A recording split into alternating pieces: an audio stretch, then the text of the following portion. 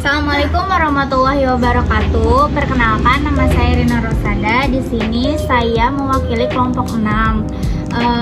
Kelompok saya judulnya yaitu penerapan analisis pemasaran terhadap pendapatan usaha tahu cipta rasa.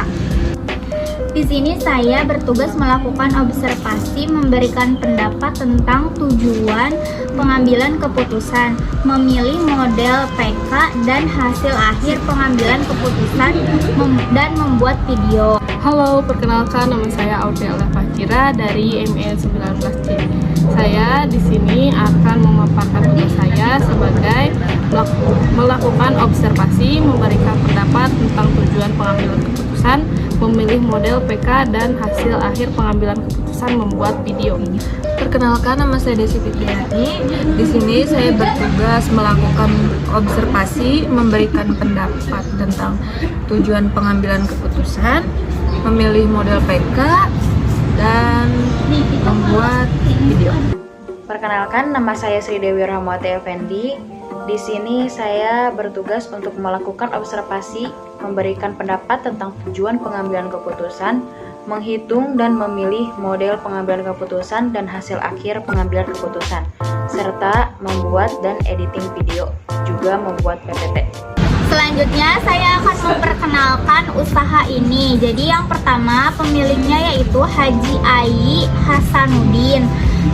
Nama perusahaannya yaitu Cipta Rasa. Jenis usaha yaitu industri. Kegiatan usahanya memproduksi tahu. Alamatnya di Kampung Kedongdong, Desa Kondang Jaya, Kecamatan Karawang Timur, Kabupaten Karawang, Provinsi Jawa Barat. Nah, nomor teleponnya ada di 0815 1457 8177.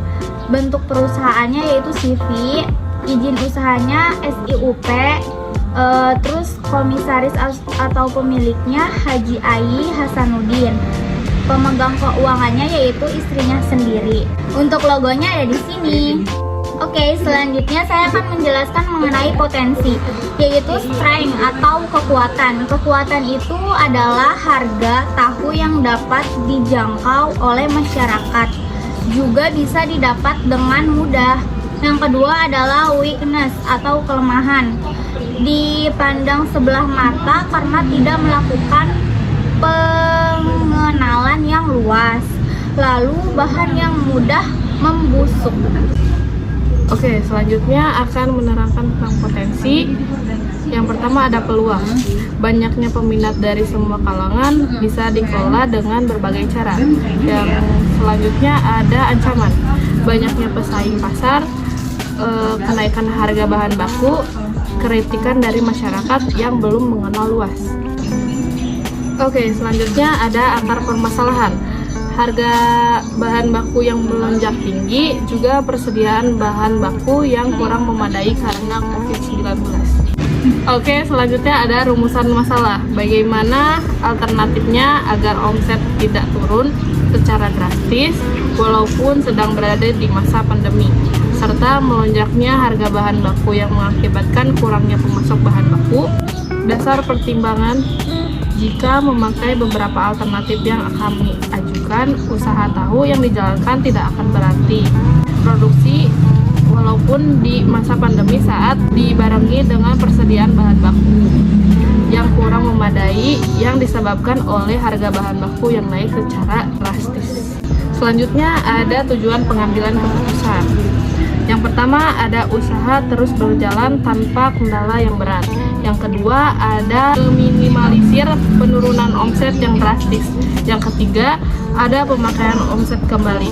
Di sini saya akan menjelaskan tentang data pendukung. Yang pertama ada data perhitungan keuntungan dan kerugian saat pandemi dan saat ini dengan melakukan wawancara langsung kepada pemilik usaha tahu tersebut.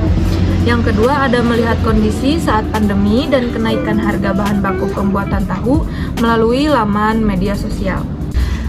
Selanjutnya ada model yang dipilih, yaitu PK tidak pasti, karena tidak setiap hari atau setiap waktu supplier bahan baku seperti kacang kedelai tepat waktu dalam mengirim bahan baku tersebut. Dan ada alternatif keputusan. Yang pertama, menyesuaikan harga tahu dengan harga bahan baku. Yang kedua, ada mengurangi ukuran tahu. Yang ketiga, mengurangi pemakaian bahan baku dengan jumlah yang banyak. Selanjutnya ada kalkulasi perhitungan. Cara alternatif yang pertama, menyesuaikan harga tahu dengan bahan baku. Payoff omset naik yaitu 10 juta. Payoff omset turun yaitu 3 juta. Yang kedua, mengurangi ukuran tahu. Payoff omset naik yaitu per bulannya 13 juta. Omset turunnya 1 juta. Yang ketiga, ada mengurangi pemakaian bahan baku. Payoff omset naik yaitu 15 juta. Payoff omset turun yaitu 500.000. Selanjutnya kita hitung PK tidak pasti. Nah, untuk mendapatkan minimax rate ini kita harus menghitung EOL-nya terlebih dahulu. Nah, di sini ada omset naik, omset turun dengan payoff masing-masing ada di setiap kolom. Kita pilih dengan payoff yang terbesar di setiap kolom.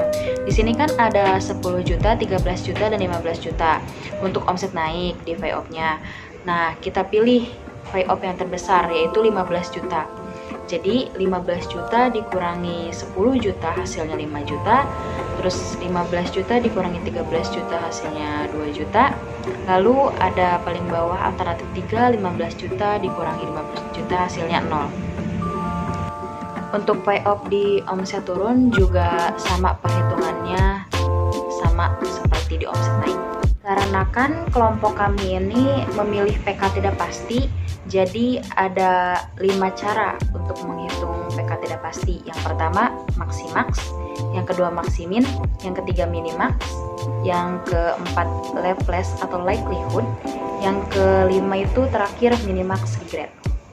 Oke, cara perhitungan maksimax ini, pilih payoff di setiap baris yang paling besar. Contoh di omset naik, payoff-nya itu omset naik 10 juta, di omset turun payoff-nya 3 juta. Kita pilih yang paling besar yaitu 10 juta.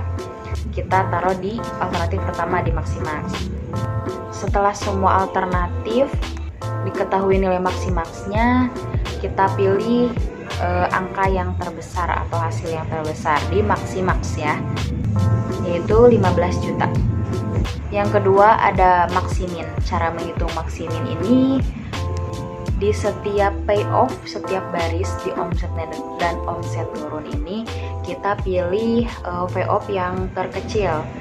Contoh ini omset naik ada 10 juta di alternatif pertama, omset turun di alternatif pertama ada 3 juta.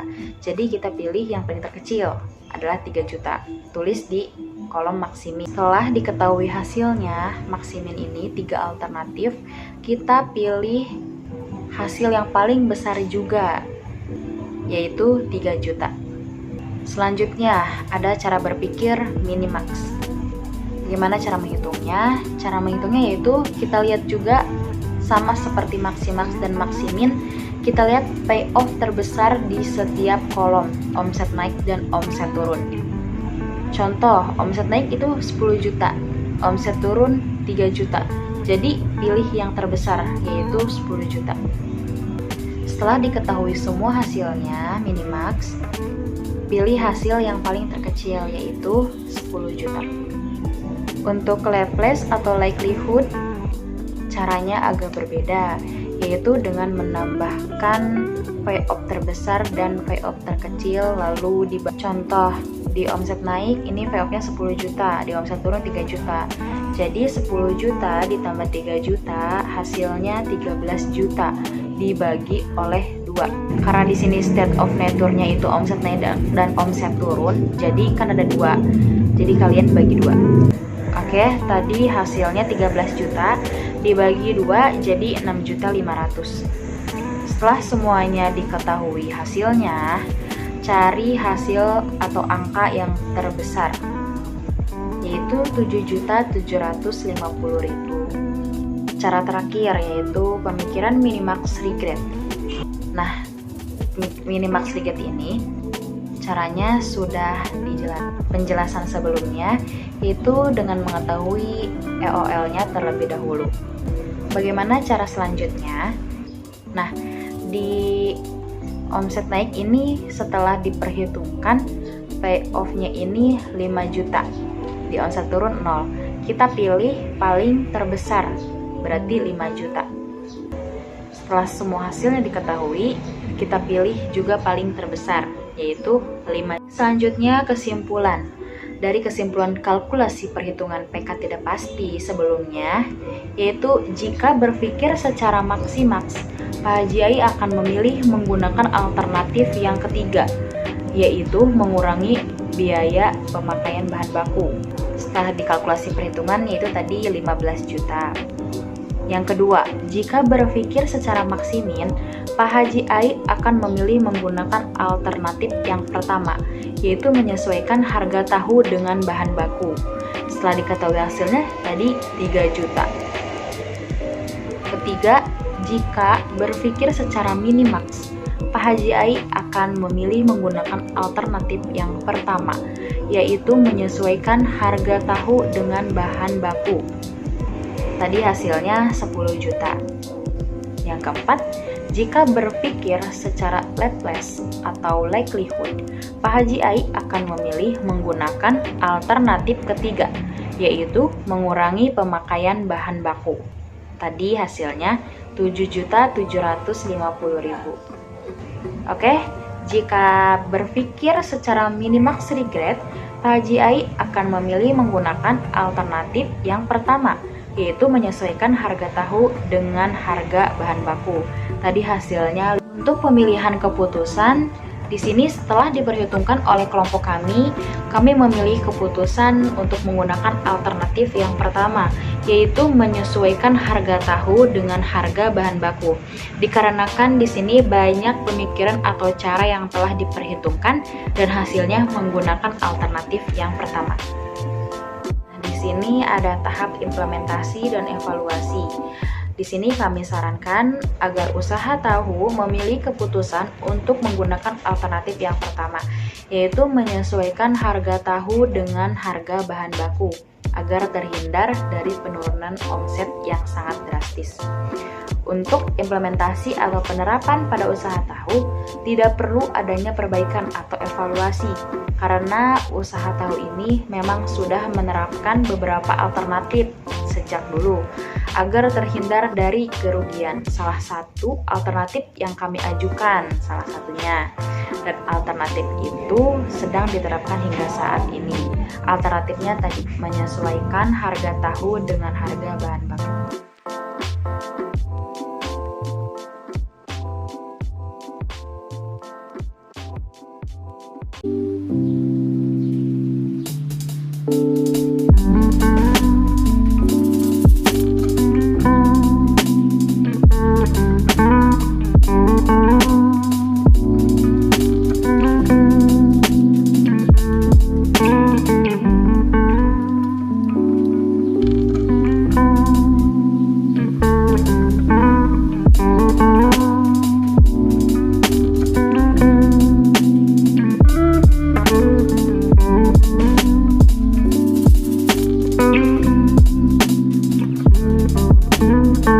Sekian dari kelompok kami. Wassalamualaikum warahmatullahi wabarakatuh.